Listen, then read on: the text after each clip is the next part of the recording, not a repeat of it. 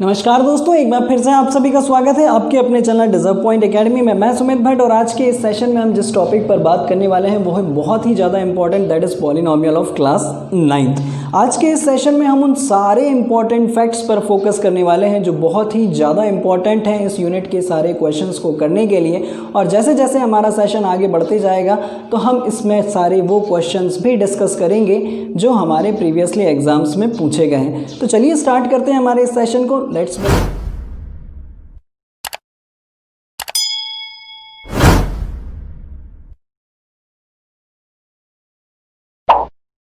चलिए सबसे पहले हम बात अगर डेफिनेशन की कर लें तो पॉलिनोमियल होता क्या है, ज़रा बहुत ध्यान से समझिएगा। A combination of constant and variables, ज़रा यहाँ पर कुछ चीज़ों पर स्पेशली फोकस कीजिएगा। A combination of constant and variables connected by the four fundamental arithmetical operation, that is plus, minus, multiplication and division, is called an algebraic expressions।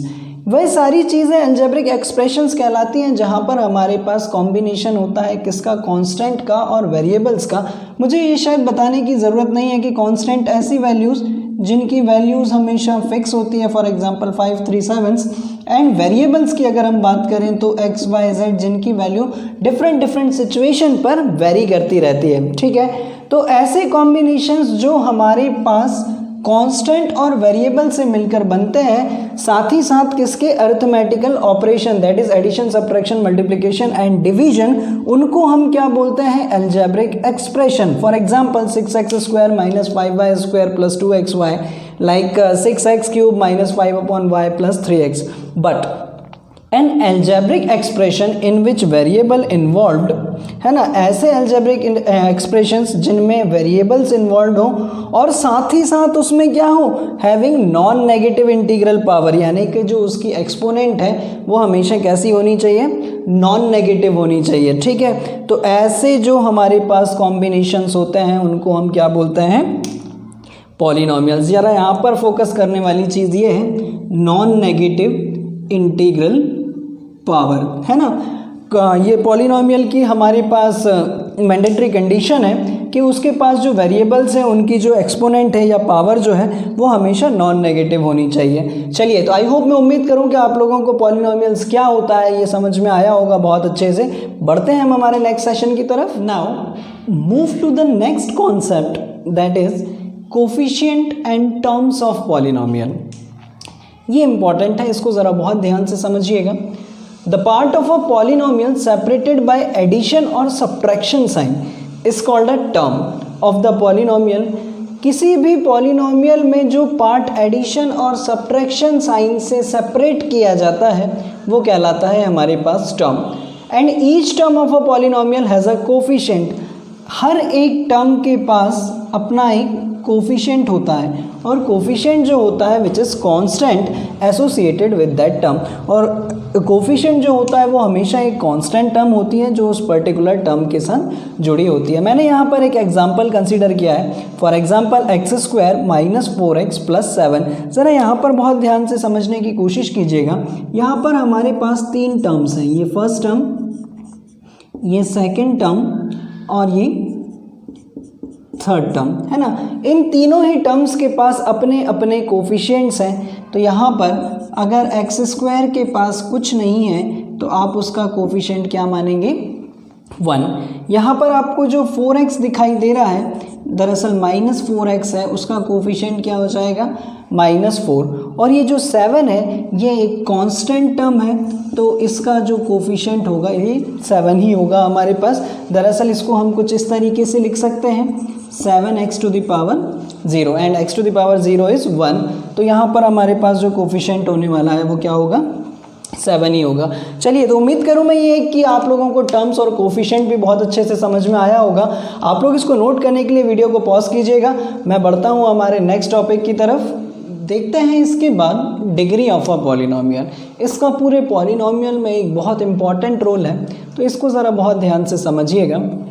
Highest power of the variable in a polynomial is known as the degree of the polynomial. किसी भी polynomial में variable की जो highest power होती है वही उसकी degree होती है।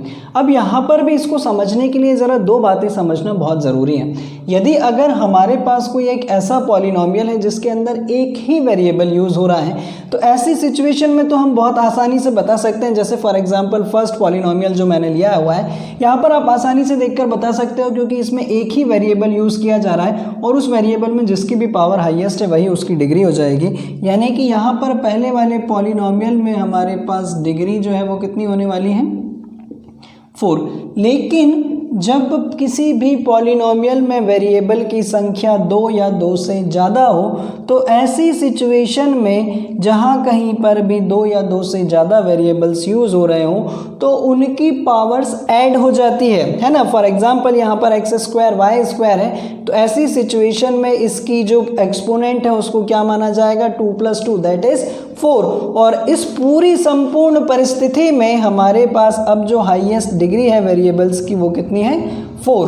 तो यहाँ पर जो डिग्री होने वाली है वो कितनी होगी, 4। ध्यान रखिएगा, एक वेरिएबल के केस में तो जो हाईएस्ट पावर है वेरिएबल की वही होगी, लेकिन 2 या 2 से ज़्यादा वेरिएबल्स के केस में जहाँ पर वेरिएबल यूज़ हो रहे हो उनकी पावर्स ऐड हो जाती है। उसके अनुसार हम ये देखते हैं कि वहाँ पर जो हमारे पास डिग्री है वो किसकी ज़्यादा है और फिर डिक्लेयर किया जाता है कि उसकी डिग्री पर्टिकुलर है। क्लियर? बढ़ते हैं हम हमारे नेक्स्ट कॉन्सेप्ट की तरफ, that is classification of polynomial. तो इसमें क्या होने वाला है, ज़रा इसको बहुत ध्यान से समझिएगा। पॉलिनोमियल्स का जो क्लासिफिकेशन है, वर्गीकरण जो है वो 2 बेसिस पर किया गया। कौन कौन से 2 basis? First on the basis of their terms के बेसिस पर उसको कैसे डिवाइड किया गया। तो सबसे पहले ऐसे पॉलिनोमियल जिनके अंदर एक ही टर्म्स यूज़ किया जाता है, लाइक 5x 2y² या फिर 3x, इस तरीके से केवल एक ही टर्म यूज़ किया जाता है, कोई एडिशन सब्ट्रैक्शन का साइन नहीं होता है उनके साथ, उसको किसके अंडर रखा जाता है, मोनोमियल के अंदर। ऐसे पॉलिनोमियल जिनके अंदर 2 टर्म्स यूज़ किए जाते हैं उसको बोलते हैं हम बाइनोमियल। इसी तरीके से जिनके अंदर 3 टर्म्स यूज़ किए जाते हैं उसको बोलते हैं हम ट्राइनोमियल, है ना। इसी तरीके से आगे भी आपके नॉलेज के लिए मैं आपको बता दूं, हालांकि हमारे सिलेबस का पार्ट नहीं है वो, जिसके अंदर 4 टर्म्स यूज़ किए जाते हैं उसको बोलते हैं क्वांटिनोमियल्स, है ना। इसी तरीके से वो फिर चलता जाता है। तो ध्यान रखिएगा, पहला जो हमारे पास क्लासिफिकेशन है जो टर्म्स के बेसिस पर क्लासिफाइड किया गया उसके अंडर आता है मोनोमियल जिनके अंदर 1 टर्म्स यूज़ होती है, बाइनोमियल जिनके अंदर 2 टर्म्स यूज़ होती है और ट्राइनोमियल जिनके अंदर 3 टर्म्स यूज़ होती हैं। इसी तरीके से यदि अगर हम बात करें सेकंड बेसिस की, तो वहाँ पर जो क्लासिफिकेशन है पॉलिनोमियल का वो डिग्री के बेसिस पर हुआ। तो सबसे पहले जब हमने डिग्री के बेसिस पर पॉलिनोमियल्स को क्लासिफाइड किया तो उसके अंदर हमें सबसे पहले मिला कॉन्स्टेंट पॉलिनोमियल, यानी कि ऐसे पॉलिनोमियल जिनके अंदर वेरिएबल होता ही नहीं है, या फिर इन शॉर्ट आप दूसरी भाषा में ये भी बोल सकते हैं कि ऐसे पॉलिनोमियल्स जिनकी डिग्री 0 होती है उसको हम क्या बोलते हैं, कांस्टेंट पॉलिनोमियल। कई बार ये क्वेश्चन 1 नंबर्स में पूछ लिया जाता है कि कांस्टेंट पॉलिनोमियल की डिग्री क्या होती है, तो ध्यान रखिएगा कांस्टेंट पॉलिनोमियल की डिग्री 0 होती है। लीनियर पॉलिनोमियल, ऐसे पॉलिनोमियल्स जहां पर डिग्री क्या होती है, 1 होती है, उनको क्या बोलते हैं हम, लीनियर पॉलिनोमियल। ऐसे पॉलिनोमियल जिनकी डिग्री 2 होती है वो कहलाते हैं क्वाड्रेटिक पॉलिनोमियल। ऐसे पॉलिनोमियल जिनकी डिग्री 3 होती है, सॉरी यहाँ पर मैंने गलती से 4 लिख दिया, यहाँ पर जिनकी डिग्री 3 होती है उसको हम क्या बोलते हैं, क्यूबिक पॉलिनोमियल। इसी तरीके से यदि अगर हम आगे बढ़े तो ऐसे पॉलिनोमियल जिनकी डिग्री 4 होती है वो कहलाते हैं बाई क्वाड्रेटिक पॉलिनोमियल, और उसके बाद जो पॉलिनोमियल्स यूज़ किए जाते हैं वो कहलाते हैं एन डिग्री पॉलिनोमियल्स, या फिर जितने भी डिग्री की उनकी डिग्री होगी उस हिसाब से उनको काउंट किया जाता है, जैसे 5 डिग्री पॉलिनोमियल, 6 डिग्री पॉलिनोमियल। सो आई होप आप लोगों को ये भी समझ में आया होगा।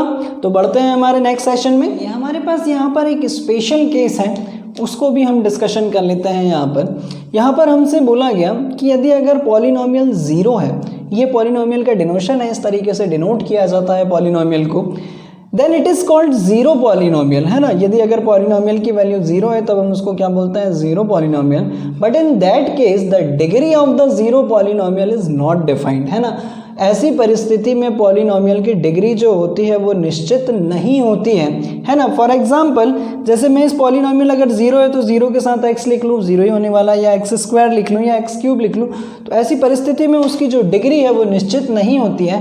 तो ये क्वेश्चन भी इंपॉर्टेंट है, कई बार आप लोगों से पूछा जा सकता है कि स्पेशल केस में यदि अगर मैं बात करूं कि ज़ीरो पॉलिनोमियल की डिग्री क्या होती है, तो ज़ीरो पॉलिनोमियल की जो डिग्री होती है वो नॉट डिफाइंड होती है, उसकी डिग्री डिफाइन नहीं की जा सकती। ठीक है, ध्यान रखिएगा। बढ़ते हैं नेक्स्ट पार्ट पर, बढ़ते हैं नेक्स्ट टॉपिक की तरफ, जिसका पूरी यूनिट में सबसे ज़्यादा यूज़ होने वाला है। इसको ज़रा बहुत ध्यान से समझिएगा, that is value of the polynomial. तो अब वैल्यू ऑफ पॉलिनोमियल क्या होता है? तो the value of the polynomial obtained on putting a particular value of the variable is called the value of the polynomial. किसी भी पॉलिनोमियल में variable की प्लेस पर कोई भी पर्टिकुलर वैल्यू रखने पर हमें जो पूरा पॉलिनोमियल जो वैल्यू देता है वो क्या कहलाती है? उस पूरे पॉलिनोमियल की वैल्यू। देखते हैं कैसे। फॉर एग्जांपल जैसे यहाँ पर हमें एक पॉलिनोमियल दे दिया गया है, पॉलिनोमियल को हमेशा इस तरीके से डिनोट किया जाता है। यहाँ पर पॉलिनोमियल बोला गया है कि 5x³ minus 2x square plus 3x minus 2। तो मैं यहाँ पर थोड़ी देर के लिए देख लेता हूँ कि एट x इक्वल्स टू 1 पर ये पूरा पॉलिनोमियल क्या देने वाला है। यदि अगर मैंने x की जगह पर 1 रख दिया तो मुझे क्या मिलने वाला है, यानी कि अब मुझे x की जगह पर क्या रखना है? 1, 5, 1 का क्यूब माइनस 2 इंटू एक्स का square, that is 3 into 2 minus 2, 5 into 1 5, 2 to the 2 का स्क्वायर 4, 4 टू ज़ा 8, 3 टू ज़ा 6 माइनस 2, 5 और 6 11 और माइनस 8 माइनस 2, ये कितना देने वाला है मुझे? क्या मैंने सब कुछ सही लिखा है ना? ठीक है, 1 यहाँ पर 1 आएगा, आई एम एक्सट्रीमली सॉरी, यहाँ पर 1 आएगा। ठीक है, तो ये हो जाएगा हमारे पास 5 माइनस 2 और यहाँ पर भी 1 आएगा। ठीक है, तो ये कितना हो जाएगा? 3। ठीक है, तो अल्टीमेटली मुझे क्या मिलने वाला है? 5, 1, यहाँ पर 1 का स्क्वायर और यहाँ पर 3 और ये माइनस 2। ठीक है, तो यहाँ पर हमारे पास 2 बचेगा। अब सही है सारी चीज़ें। तो 5 प्लस 3 8 और माइनस 2 क्या होने वाला है? माइनस 4। तो 8 में से 4 जाएगा, ये क्या देगा हमें? 4। That means the given polynomial at x equals to 1 gives the value 4। चलिए एक और वैल्यू रखकर देख लेते हैं हम। यहाँ पर जैसे सपोज मान लीजिए मैंने कि x की जगह पर 2 रख लिया। ठीक है, eight x equals to 2।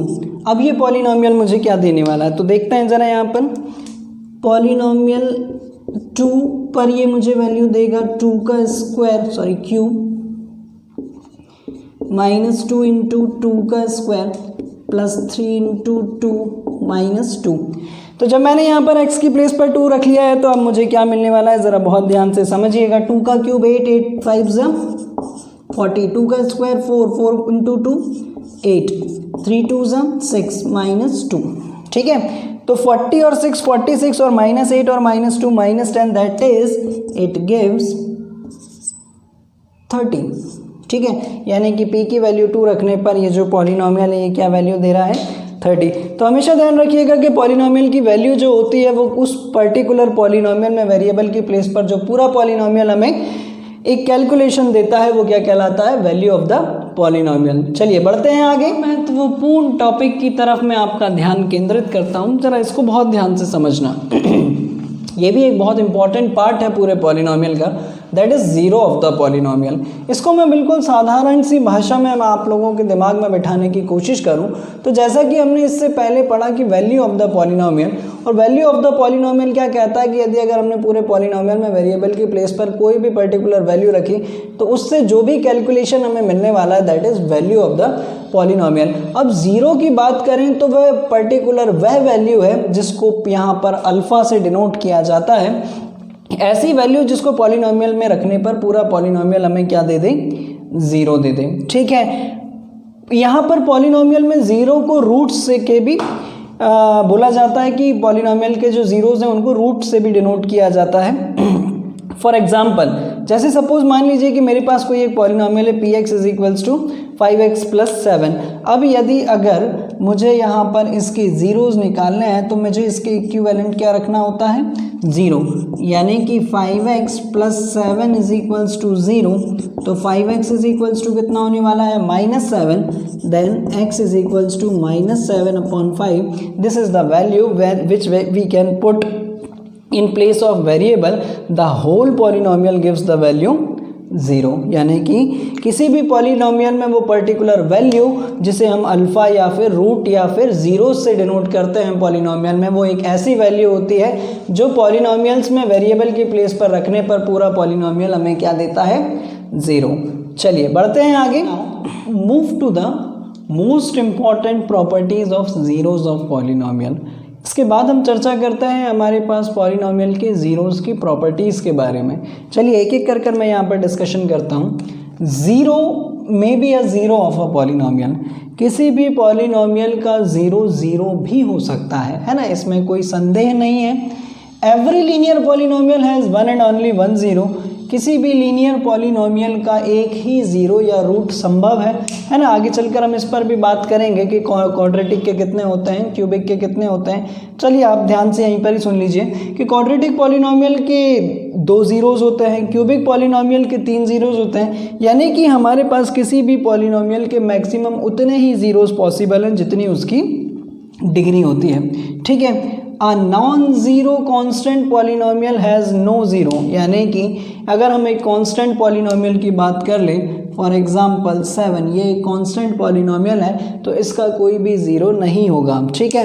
Every real number, सभी के सभी रियल नंबर ज़ीरो होते हैं ज़ीरो पॉलिनोमियल के, जो हमने स्पेशल केस में पढ़ा था, ठीक है। स्पेशल केस में जो ज़ीरो पॉलिनोमियल होता है, रियल नंबर सभी उसके ज़ीरोज़ होते हैं। अब polynomial can have more than one zero, एक पॉलिनोमियल के एक से अधिक भी ज़ीरोज़ हो सकते हैं, और कितने अधिक हो सकते हैं ये डिपेंड करता है उसकी डिग्री पर। लास्ट पॉइंट जो था वो मेरे पास यही है, minimum number of zeros of a polynomial is equal to its degree, किसी भी पॉलिनोमियल के अधिकतम ज़ीरोज़ उतने हो सकते हैं जितनी उसकी डिग्री होती है। उम्मीद करूँ ये सारे पॉइंट्स आप लोगों को बहुत अच्छे से समझ में आए होंगे, और अगर आ गए होंगे तो ये बहुत ज़्यादा मदद करने वाले हैं आगे एक्सरसाइज में यूज़ होने वाले क्वेश्चंस में। बढ़ते हैं नेक्स्ट। बाद हमें बात करनी थी लॉन्ग डिवीजन एल्गोरिथम पर, है ना। और लॉन्ग डिवीजन एल्गोरिथम स्टार्ट करने से पहले मैं आप लोगों को फिर कुछ हमारे प्रीवियस पार्ट पर लेकर चलता हूँ, या बहुत ही ज़्यादा पीछे में अगर आप लोगों को लेकर चलूँ, आप लोगों के शुरुआती क्लासेस में जब आप लोगों को डिवाइड करना सिखाया गया था, ठीक है। मैं एक एक चीज़ बहुत ध्यान से यहाँ पर बताने वाला हूँ और आप लोग भी उतना ही कंसंट्रेशन से समझिएगा। जब कभी भी हमें डिवाइड करना पहली बार सिखाया गया था, तो यदि हम अगर इसको डिवाइड करें 25 को 4 से, तो हमें कितना मिलने वाला है, 4 6 24, और रिमाइंडर कितना बचने वाला है 1। दैट इज, ये क्या था हमारे पास, क्वोशिएंट, इसे हम लोग क्या बोलते हैं, डिवीजन। ये क्या कहलाता है हमारे पास, डिविडेंड, और ये बचा हुआ बेचारा रिमाइंडर। अल्टीमेटली इन चारों से जो कहानी मिलकर बनती थी वो कुछ इस तरीके से कि ये जो 25 है ये किससे डिवाइड हुआ, 4 से और 6 से, और बच कितना रहा था 25 तक पहुंचने के लिए 1 तक। तो यहीं से निकल कर आई हमारे पास डिवीजन एल्गोरिथम, जो इस तरीके से कुछ होती है। ये था हमारे पास डिविडेंड, ये था हमारे पास डिवीजन, ये था हमारे पास क्वोशिएंट, और ये था बेचारा रिमाइंडर, ठीक है। यही चीज़ जब हमारे पास पॉलिनोमियल के सेंस में यूज़ की जाती है तो इसको हम लोग बोल देते हैं px। ये है हमारे पास gx जिससे हमें डिवाइड करना है, जो मिलने वाला है वो है qx प्लस r। तो हमारे पास रिमाइंडर थ्योरम जो है वो यही है, ठीक है। इसी पर भी बेस्ड बहुत सारे क्वेश्चंस हमारे पास यहाँ पर होने वाले हैं। लेकिन इसके बाद हमें यहाँ पर बात करनी है आप लोगों से लॉन्ग डिवीजन मेथड की। तो अब पॉलिनोमियल्स का लॉन्ग डिवीजन कैसे होता है, तो बिल्कुल भी घबराने की ज़रूरत नहीं है। मैंने अमूमन बहुत सारे बच्चों को यहाँ पर देखा है कि ये जो लॉन्ग डिवीजन मेथड है इससे घबराते हैं, इसको सीखने में परेशानी होती है। तो आप मेरे साथ बने रहिएगा, बहुत अच्छे से एक एक चीज़ ध्यान से समझिएगा, आपको बिल्कुल भी परेशानी यहाँ पर नहीं आने वाली है। चलिए देखिए ज़रा कैसे होता है यहाँ पर हमारे पास पॉलिनोमियल्स का division.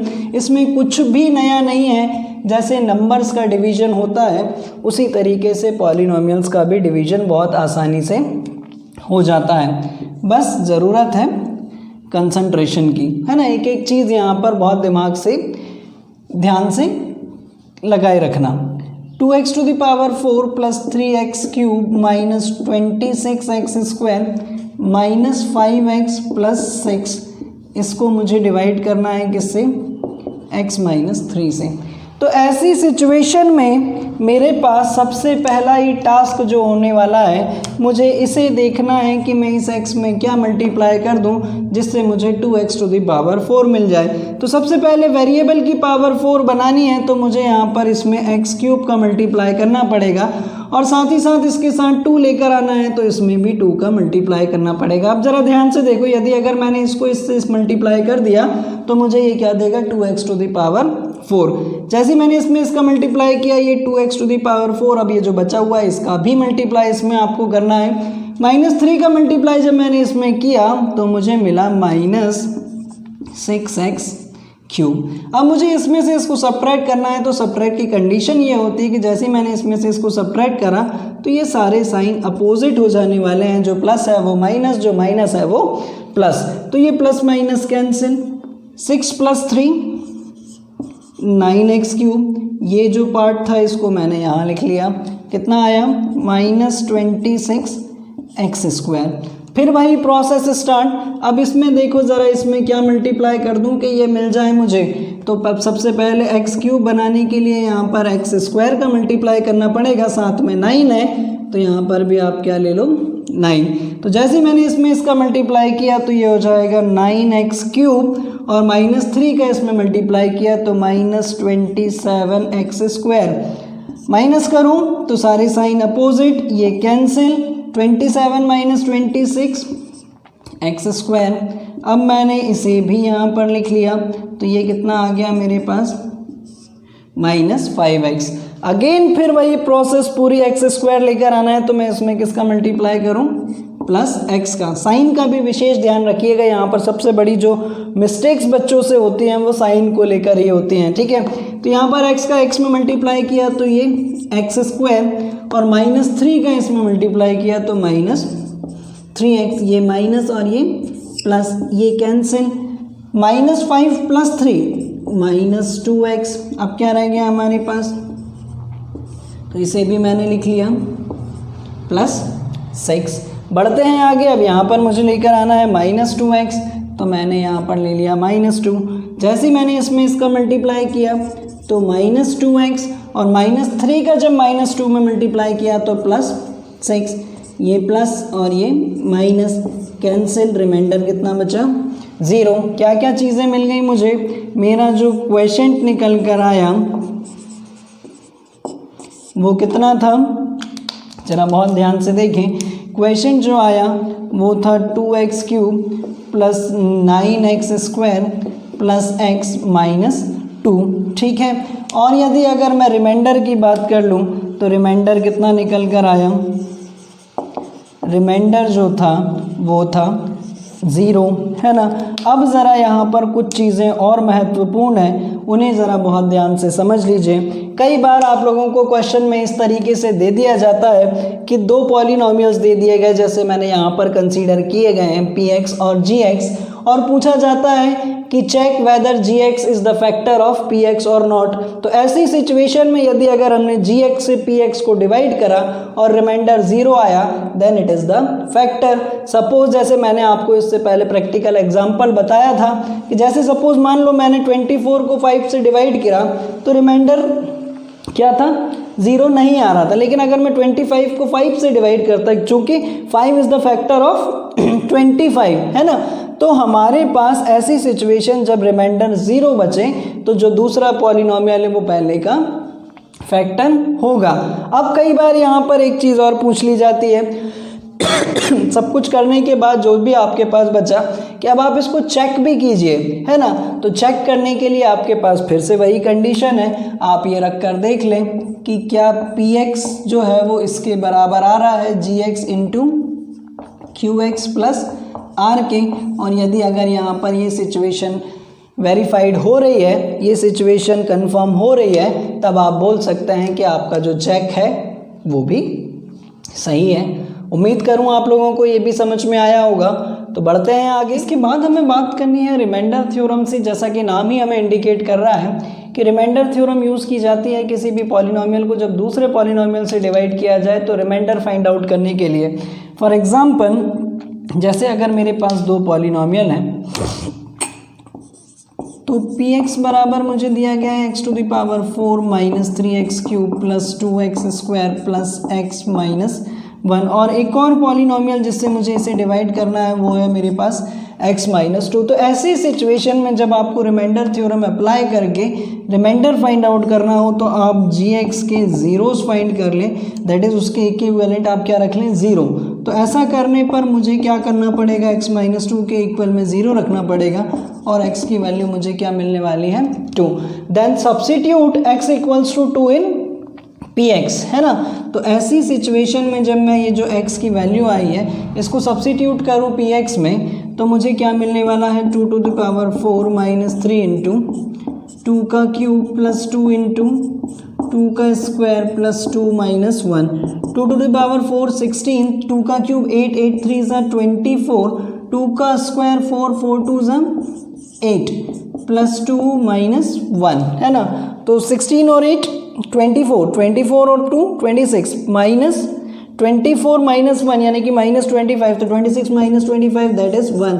Here is the remainder. तो इस तरीके से रिमाइंडर थ्योरम अप्लाई की जाती है जब कभी भी किसी भी दिए गए पॉलिनोमियल को डिवाइड करना हो किसी दूसरे पॉलिनोमियल से।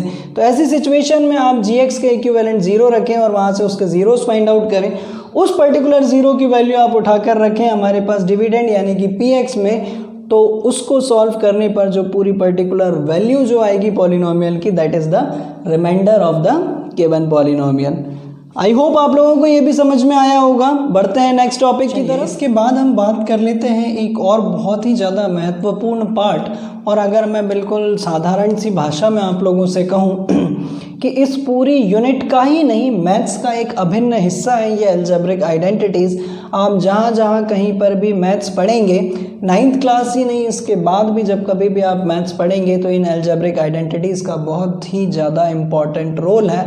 तो बहुत ध्यान से आप लोग इन्हें याद कीजिएगा, है ना, क्योंकि याद करना ही इसका सबसे अच्छा सॉल्यूशन है। ठीक है, तो बढ़ते हैं हम हमारे पास, और पूरी एक्सरसाइज जो है आप लोगों की लास्ट वाली इस पर्टिकुलर यूनिट की, जिसके अंदर ढेर सारे क्वेश्चंस हैं, और यकीन मानिएगा कि तकरीबन 95% क्वेश्चंस जो एग्ज़ाम्स में पूछे जाते हैं उन्हीं एक्सरसाइज में से पूछे जाते हैं, और जो पूरी की पूरी बेस्ड है इन अलजेब्रिक आइडेंटिटीज़ पर। तो चलिए बढ़ते हैं आगे। सबसे ही पहली आइडेंटिटी की अगर मैं बात कर लूँ आपसे तो that is a plus B whole square which is equivalent to a square plus B square plus 2ab। ठीक है, अगली आइडेंटिटी की बात करते हैं a minus b whole square that is a square plus B square minus 2ab। तीसरी identity की बात कर लेते हैं a square minus b square that is a plus b और a माइनस बी। चौथी आइडेंटिटी की बात कर लेते हैं हम x प्लस a और x प्लस b की, which is equivalent to x square plus a plus b x plus ab। Then next fifth identity a plus B plus C का whole square which is equivalent to a square plus B square plus C square plus 2ab plus 2bc plus 2ca। Next identity a plus B whole cube which is equivalent to a cube plus B cube plus 3ab bracket के अंदर a plus B. ठीक है, फिर उसके बाद अगर हम बात कर लें a minus b whole cube की तो that is a cube minus b cube minus 3ab bracket में a minus b. Then next a cube plus B cube which is equivalent to a plus b, a square minus ab plus b square.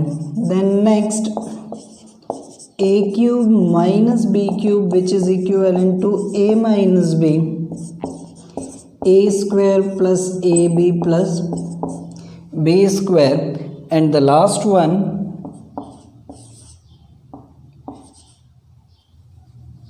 a cube plus b cube plus c cube minus 3abc is equivalent to a plus b plus c bracket में हमारे पास यहाँ पर बचने वाला है ये a square plus b square plus c square minus a b minus b c minus c a. Clear? ठीक है, तो ये जो 10 आइडेंटिटी हैं ये यहाँ पर हमारे पास यूज़ होने वाली हैं। बहुत ज़्यादा इम्पॉर्टेंट रोल है इनका, ना सिर्फ पॉलिनोमियल के बिहाफ पर बल्कि आने वाली लाइफ में जितनी भी मैथ्स आप लोग पढ़ेंगे तो please it's a humble request कि आप लोग इन्हें बहुत अच्छे से याद करेंगे। चलिए